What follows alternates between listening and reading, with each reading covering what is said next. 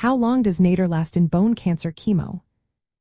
When undergoing chemotherapy for bone cancer, many people wonder about the period when their blood counts are at their lowest. This phase is called the nadir, and it usually happens about 7 to 14 days after treatment. During this time, the bone marrow's ability to produce blood cells drops significantly, especially white blood cells and platelets. On average, white blood cells and platelets reach their lowest point around day 10, making patients more vulnerable to infections and bleeding. Red blood cells tend to reach their lowest levels a bit later because they have a longer lifespan. The duration of the nadir itself is generally short, often lasting just a few days around the lowest point. However, the exact length can vary depending on the chemotherapy drugs used and individual patient factors. Some drugs cause a quicker nadir, occurring as early as 7 days after treatment, while others may lead to a nadir that peaks around 3 to 5 weeks later.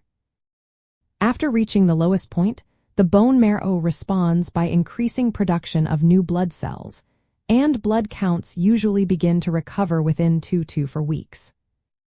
This recovery period is important because it allows doctors to plan the next round of chemotherapy safely. The goal is to give enough time for blood counts to return to safer levels, reducing the risk of complications like infections or bleeding.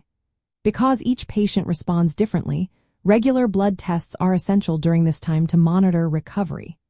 Supportive care, such as growth factors or transfusions, may be provided if blood counts are dangerously low.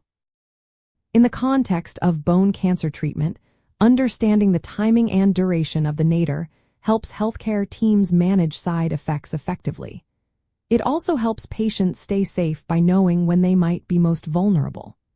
Always remember that individual responses can vary, so personalized medical advice from oncology specialists is crucial.